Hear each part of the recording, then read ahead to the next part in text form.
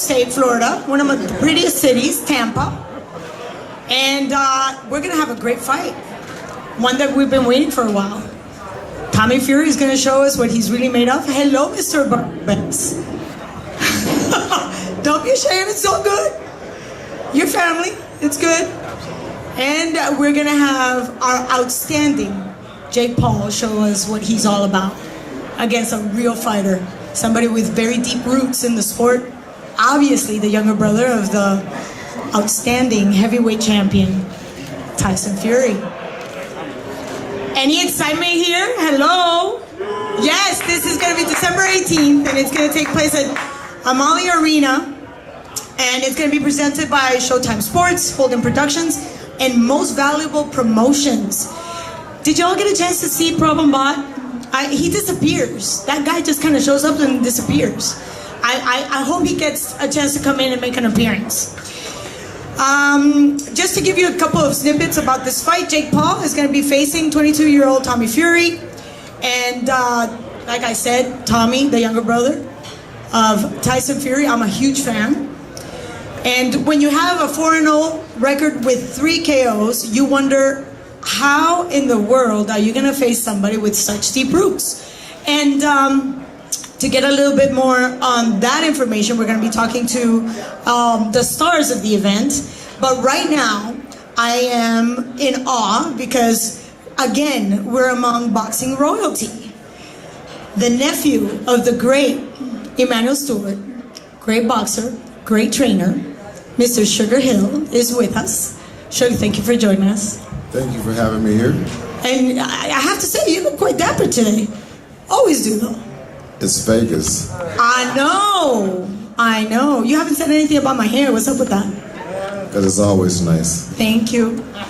Thank you. So, the question begs, how did you come about being part of the Fury team? I guess pretty much simple. Tyson Fury, but that's his younger brother, and I've been around him, all the family, and in the gym training with the family, and obviously I've been in the gym with Tommy as well, watching him and Tyson box and just helping out, just teaching a few things, and I guess just recently it just came about that having me train him for this big fight coming up here. There's a lot of credibility in your family, long line of champions being built in Detroit, and honed, extraordinary talent. What can you tell us about Tommy? What do you bring to the table for somebody like Tommy? Well, Tommy's athletic, and he's been around boxing his whole life.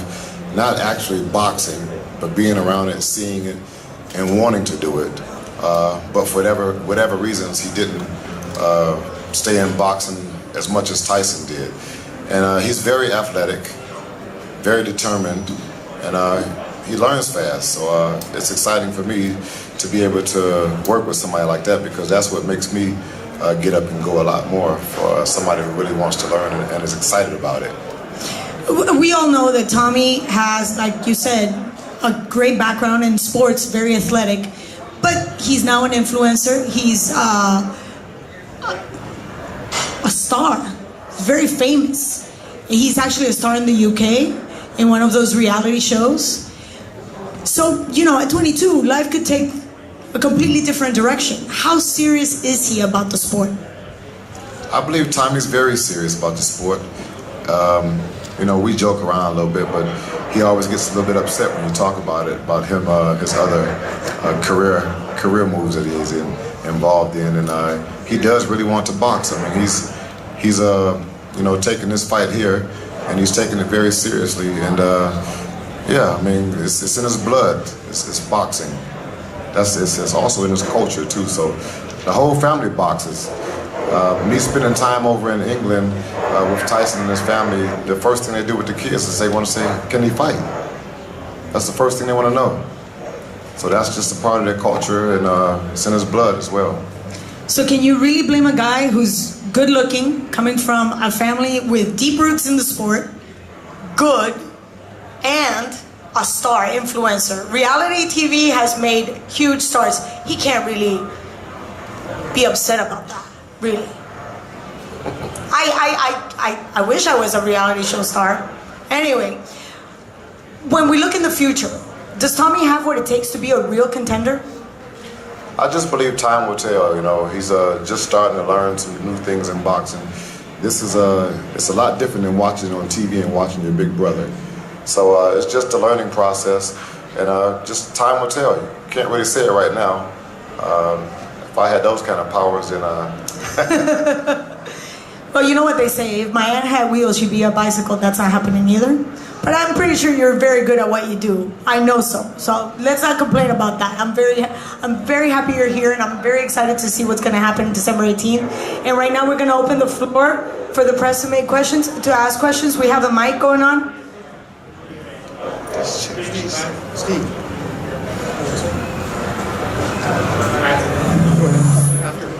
Lance? Oh, great! No questions. Thank you. Sugar Hill, this is Lance Pugmire from USA Today. Just wanted to have you elaborate on something you told me previously. Tommy's body of work is not very complete. You actually described him as a little bit above a novice. What do you need to work on specifically to drive him to the level to where he can defeat Jake Paul? From what I see, I just need to work on Tommy's footwork and a little bit of his coordination, just getting him more familiar with certain moves that you do in boxing that's going to make him, compete at a higher level than what he's been competing at. I didn't tell much, did I? Come on, Sugar. Sugar Hill, Keith Heidick from BoxingScene.com. What did you think of Tommy's performance against Anthony Taylor? What did you like about it? What did you not like about it? Was his last performance? That was his last performance? Yes. I did actually. Honestly, I didn't watch it. I didn't. But from what I heard, it wasn't. I heard it wasn't a good look. But I guess that's from the family, so they're maybe overcritical about it, but probably right. Follow-up question. How much do you think it motivates him because he has so much pressure on him from his family, within his family? I think it is a certain amount of pressure, and that's just something that comes with it. Being the younger brother of the heavyweight champion of the world and always looking up to Tyson and wanting to be like him and do the things that he's done. It's always just been a pressure period. But now I know it's a bit more because this is a big stage now. This is not just in the gym sparring somebody, being an amateur, having fights, and even turning pro. Each time, the longer he's in boxing, each step is just going to have more and more. It's more of a challenge for him. So that's what anybody sort of say. Sugar Hill, right here. Team Coreno, Heart of Sports. What do you think about this extra bet going on that they have that Tommy has to change his name to Tommy Fumbles? It fumbles if he wins, if he loses, and vice versa, he gets $500,000 if he wins. What do you think about that? From what you're telling me, it sounds a little bit personal, and it sounds like business. You said you got to change his name, and the other part of the bet is some money. So, yeah, it's just personal. It's just something they got going on. If that's what they want to do, it's interesting. It's just like if you had two guys in the street on the same block, making a bet. It's just a bet. Thank you. Fair play.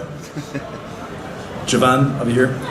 Jeremy Herges with Fansided.com. It's Sugar Hill because you're not going to say it right, so it's just sugar is easier. Got you.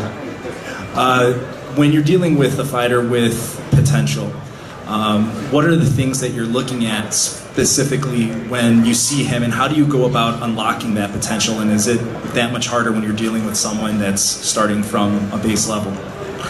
Well, I've trained a lot of fighters from the base level from scratch, so it's not anything that's unfamiliar to me.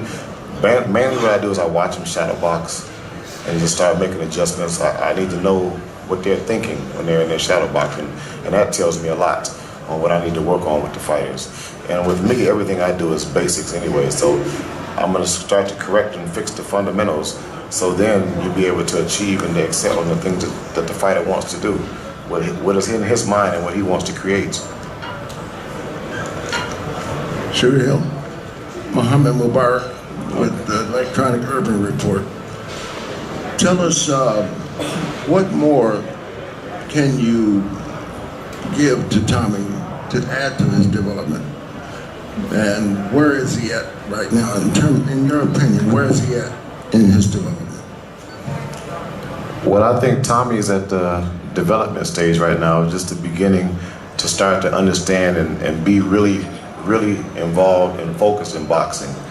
And right now, I'm happy with that.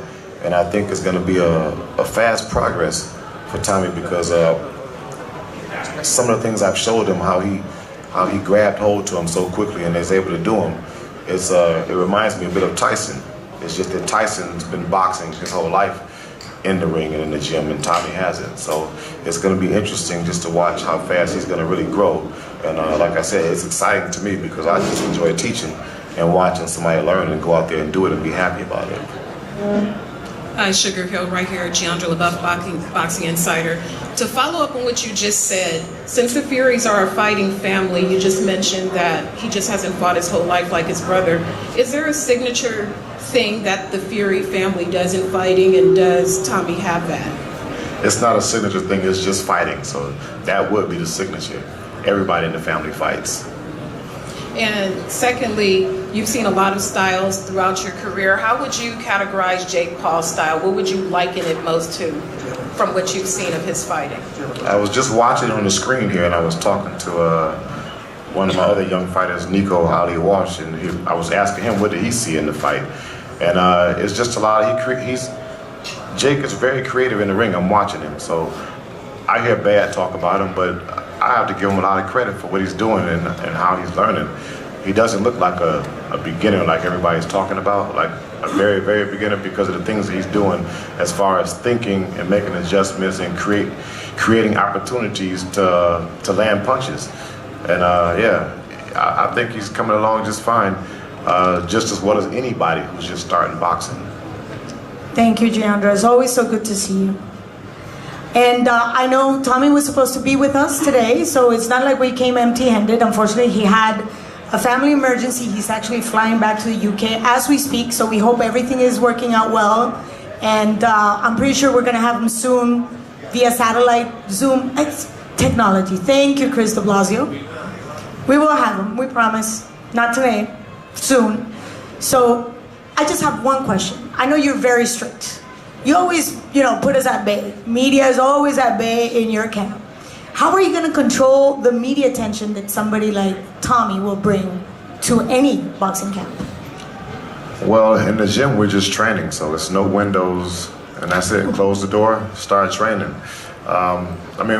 We have media days and things like that, things that we have to do, but me, I'm not too particular about videoing and posting things like that. I don't think it's that important. I don't really care if they do it, but as long as they focused on training. And that's just the main part, what they do outside of the gym, as far as during their downtime on social media. It's all a business at this point, really. So I don't really complain about it. I don't do it, but I know it's a new thing that's out. And you have to be able to take it and use it to be able to grow. And I think with this fight here, the way things have gone, and it's bringing a lot of attention to boxing. And that's with the social media and how this thing has just grown to such a big event now, and it's just good for boxing. Period. I only see boxing growing because of this. I think that you have these two fighters, like novice fighters, fighting on a pay-per-view like a big card. This is big boxing right here. That you have these two like beginning guys fight on, and I think it's just great. Everybody's a lot of people probably going to disagree with me on that, but I do think it's great. You get people, if you're in a neighborhood and they're out there fighting, they're going to gather around and watch it. It doesn't matter how much experience they really have. People just want to see a good fight. I agree. Coach, always a pleasure. Thank you for being with us, and we look forward to seeing you December 18th in Tampa. Thank you. Glad I was here, and this is going to be a big event. Yes, we hope so. So, I keep the mic with me. This is an outstanding event, and I'm so excited. I feel like constrained here in the seat, but who doesn't know Jake Paul? Really? Really? Oh, come on, you guys have no clue who he is. Of course. The one thing we don't know about him, or most people don't know about him, is that he has a huge heart. Jake has done outstanding work with the community, with kids, working against bullying. I think he's one of the few promoters that actually split promoter-fighter that takes away from his own purse to split it among the fighters in his undercard. And I think that's very, very heartfelt. And I am so proud to present to you Mr. Jake Paul. Look at you. Wait. Hello? Coach? Wait. Okay, so I'm all for surprises. Where's my man BJ Flores, man? Oh, BJ's here. Where's BJ? BJ's right here. Oh, there you go. Hey. Yeah. You know. How you doing? And Coach D. Coach D. Are you handing the baton? What's up with that? What? We're building the dream team, you know? And we had to bring in a secret weapon. Okay. This opens a whole can of worms. Completely different can of worms. Well, it's so good to have you here. Thank you. Yes. Thank you. It's good to be here in Vegas. Shout out to the people watching at home. Another one. Here we go. We're going to talk a little bit about Coach T. I need to know how and when and why. Well, I take it from here, Jake. Ooh. I've been doing this for about 40 years. But you're all of 25. Well, you know, things happen. I've been through a lot. You know, I was around during Tyson time. You know, I saw something in the white boy. I made sure I made it happen. So we here. There you go. So when did you decide to touch base with Coach T? You know, after the Woodley fight, I came out, I reassessed my performance, and I was like, you know what, I did great. I beat a 5-time UFC champion. I took his hardest punch that he won the UFC championship with like it was nothing. I was off balance. You know, it's boxing. You're gonna get dirty if you're a mechanic. But I was like, you know, there's some things we can tighten up. And that's where, you know, started making some calls, and that's where Coach D came in. And, you know, it's been a game changer. So Coach D is actually an advisor to BJ. Well, I wouldn't say that. I came in for nourishment, and you know, he wasn't making weight, so I made sure he made weight. We came in. I continued to tell him. I said, "Come with that right jab, under that belt." He listened. He's a good boy. Like I said, you know, don't fall too far from the tree. I talked to his papa. His papa's a good guy. Yeah, we just working. Well, I look forward to see you performing December 18th. And look, I mean, Tommy went and got Sugar Hill. You know, Tommy went and you know, getting Tyson to be in his corner. So what am I gonna do? I have a response to that. You know, this is a serious business. Life is on the line. Okay, so now I'm going to change gears now that you said life is on the line. Many times you've said boxing saved your life. How did the sport save your life? Man, I was a young kid in Los Angeles, just getting caught up in the wrong things, surrounded by the wrong group of people, and boxing gave me the chance to take my life back and to follow a routine and to work on something and to have a purpose, and it gave me something to fight for. I wasn't meant for LA, although I thought I was. Boxing is my true home, and it took me until I was 21 years old to find that. You know, but some of the greatest fighters don't find out they're fighters until they're a little bit older. Deontay Wilder, the list goes on. Before we go any further, I need to just acknowledge the presence of Problem Bot right there. Thank you, Problem Bot. Yeah. Is that your security? Yeah, he's got an RPG.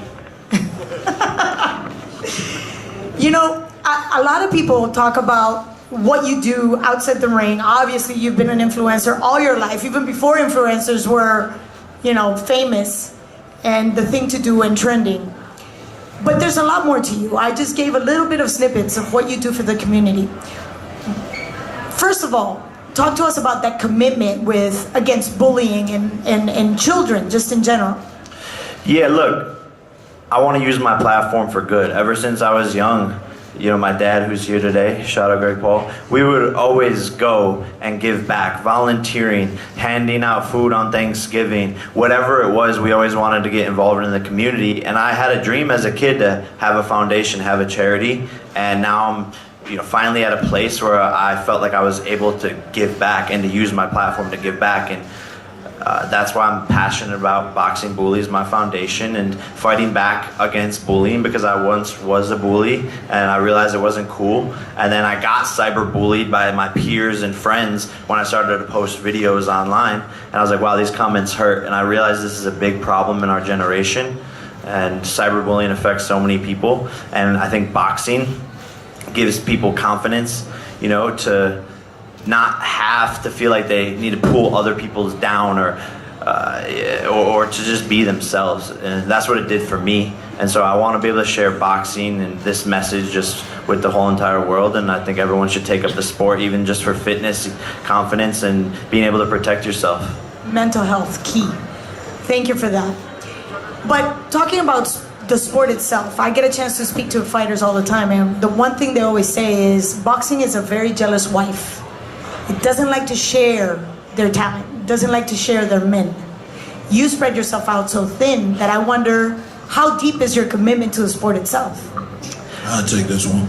Thank you, Coach.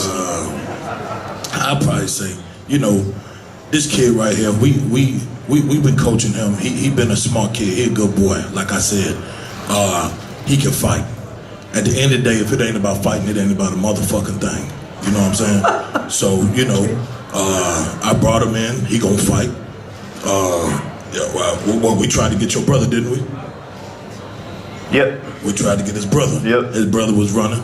Yep. I talked to Tyson. Tyson was running. I talked to Sugar Ray Leonard. He was running. So now, you know, we trying to find people where we can fight and have a good, decent fight what we got in front of us. You know what I'm saying? So It's a lot of work, though. It's a lot of work. It's a lot of work, The but that's why I have the YouTube best team. That's why I have the best team, you know?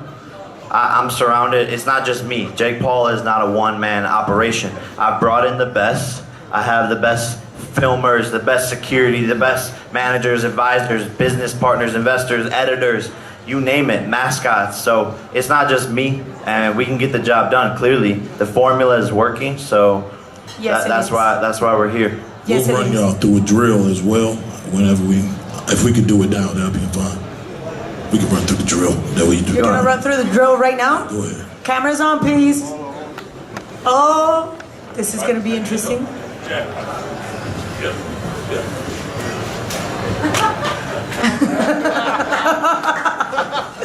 Excellent drill. You know, the interesting thing is we have Tommy Fury and yourself that came to the spot today for that fight on December 18th. And it's almost like the yin and the yang. He comes from a boxing background and became an influencer, you know, reality show star in the UK. And you came the other way around, even though you have an athletic background when you played football. And then you became a huge star. And then you decided to take on boxing later in your life. How do you think that balances out? That's like a yin and yang. Yeah, look, I mean, Tommy claims to have been doing this his whole life, and he has an amateur career, and he's been around it. That is true, but he hasn't worked as hard as me, you know? I see a green guy who hasn't sparred enough times and has only been put in there with opponents that were meant to lose. This is his first real test where his opponent isn't some guy that's just gonna flop over. And, you know, you're gonna see that. You're gonna see a fighter who is a virgin, in my opinion. He has no idea what he's getting himself into. This is his first time under the big lights on the big stage, and he's gonna crack under pressure. The one thing that I see is your eye to pick people around you. You know, picking your opponents, picking your coaches. You also pick somebody that I love, and I am a diehard fan. She is the epitome of badass bitch, Amanda Serrano. She is perhaps the only, thank you, Problem Bot. Her record alone speaks for the quality of fighter that she is. But as a human being, she's also a very giving woman. What made you look at her and sign her? Look, I mean, just the simple fact that she's the GOAT, greatest woman of all time. There's no debating that, and I like to work with people that are cool. And Amanda and I, clicked from day one, and she, needs to be put onto a bigger platform, and that's where Most Valuable Promotions, Nikisa and myself come in, because she's a star, like you said. She's got the record, she's got all the accolades, but it's the you hear the boxing story all the time about the best fighter in the world who is underpaid or isn't as big of a star as they should be. And so that's what I've figured out. That's the formula that I've developed, is the marketing, the content, the branding, the entertainment side. And that's what we hope to be able to give to Amanda Serrano and other boxers alike. We want to elevate this sport as much as possible, bring more eyeballs, bring more attention to the best, and that's exactly what Amanda Serrano is. And we're all just ecstatic to be working together because the potential is huge. We're already eyeing in 2022 the biggest women's boxing match of all time, Amanda Serrano versus Katie Taylor.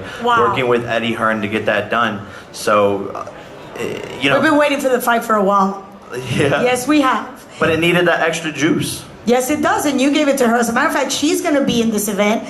An opponent to be determined. We're going to be announcing that very soon. But I'm very happy that she's getting the recognition that she deserves. She's amazing. And I just, there's a very short sentence that I use. She's a bitch, she's a boss, and she shines like gloss. I love it. I love it. So I'm very excited about that.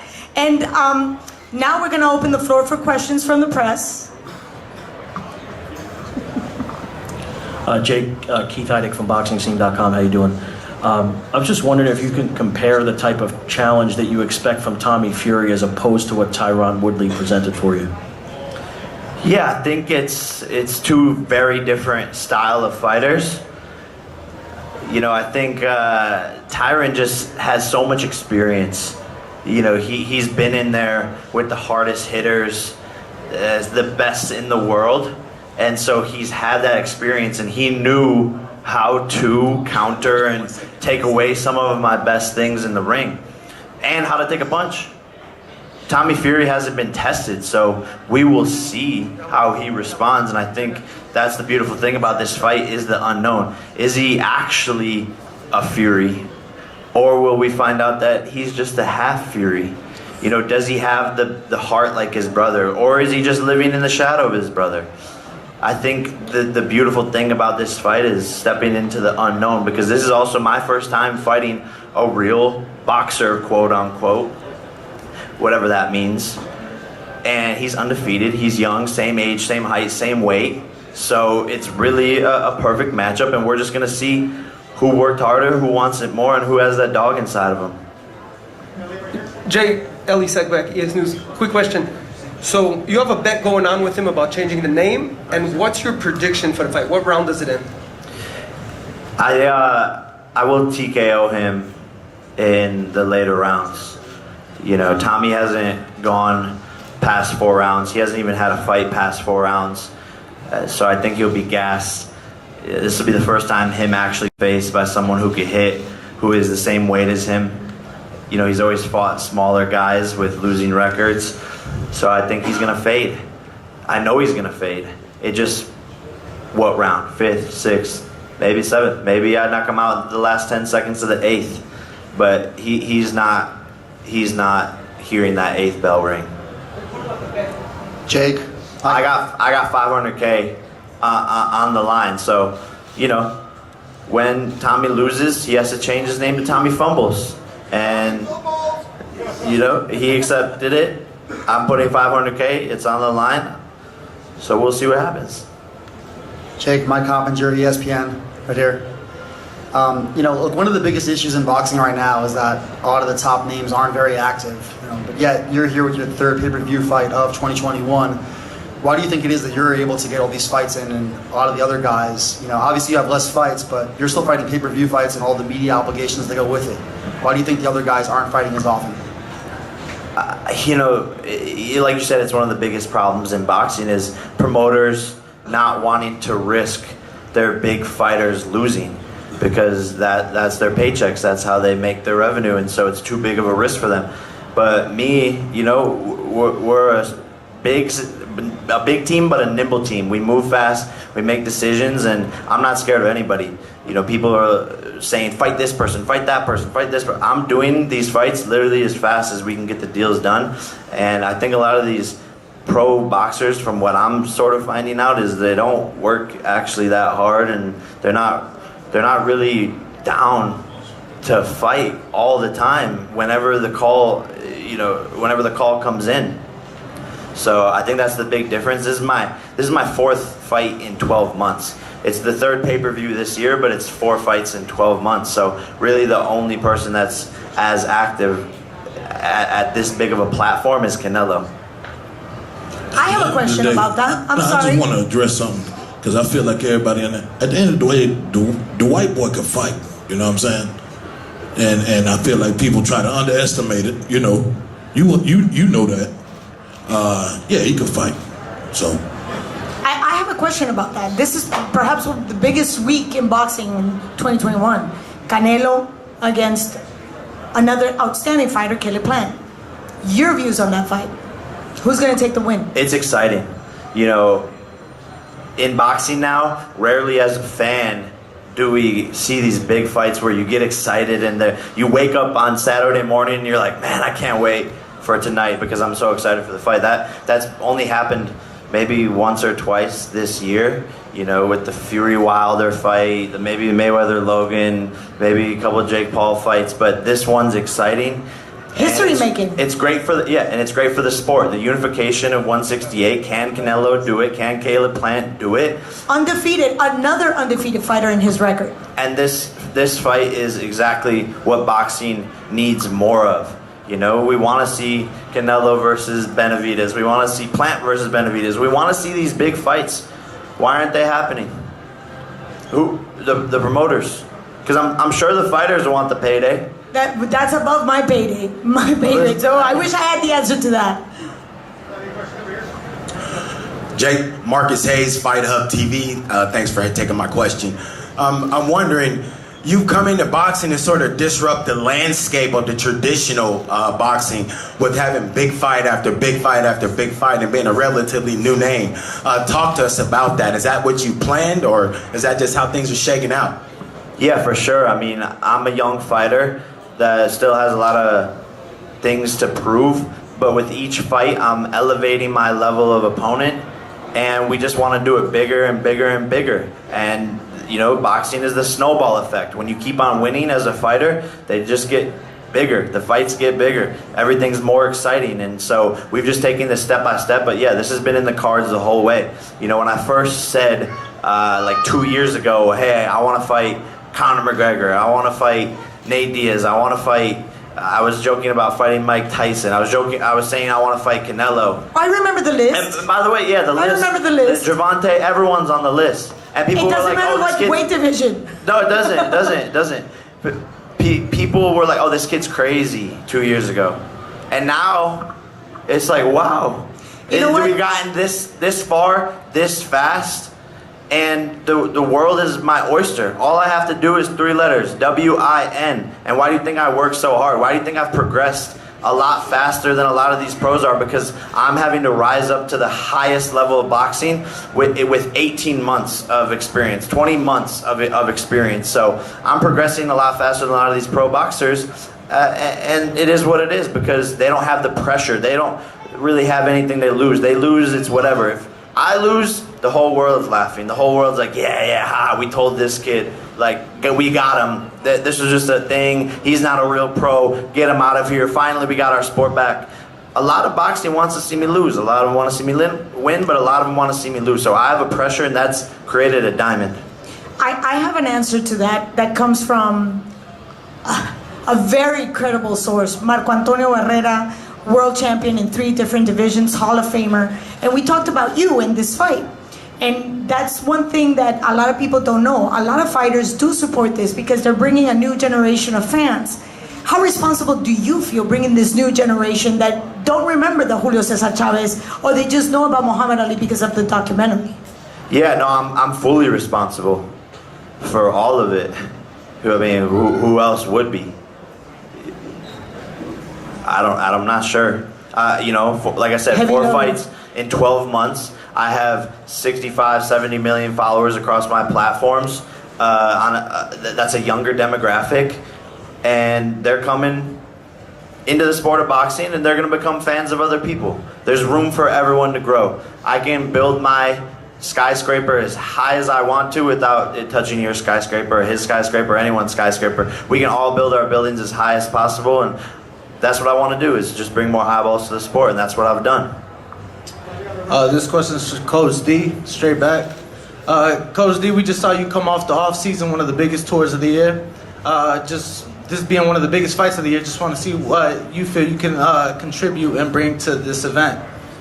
What the hell he said? We just saw you come off the off season, right? One of the biggest tours of the year, and just want to see this being one of the biggest fights of the year. What you feel? We saw what you contributed to the tour. What can you contribute to this fight? Well, at the end of the day, we took him through training. He whooped his security ass. Hell, he whooped my ass in training. The next thing for him, I don't see nobody fucking with baby boy right here but God. One more question? Question for Jake.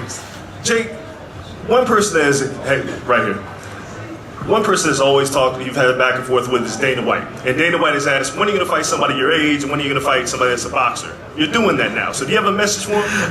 Dana, again, thank you, wherever you are. Thank you for promoting my fights. You literally tee up every single fight for me perfectly. You place bets against me. I prove you wrong. You try to bring in coaches for my opponents so that they can beat me. You're letting Tommy Fury train at the UFC Performance Institute.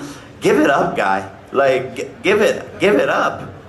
Fight a real boxer. When is he gonna fight a guy his own age? Or whatever Dana White is constantly fucking saying. I'm doing it. And he's mad that I'm doing it because he's a control freak. And when he doesn't have his fingers dipped into someone's business, he doesn't want to see them succeed, and he tries to bring them down. But he's not smart enough to realize that every single time he talks about me, it just makes my shit grow up. Thank you, Jake. And before we close, I know you want to give us any final thoughts before we let all these beautiful people go back to a good morning on a Saturday? Yeah, I actually got a poem. You do? Yeah. Okay, so you YouTuber, boxer, influencer, and writer.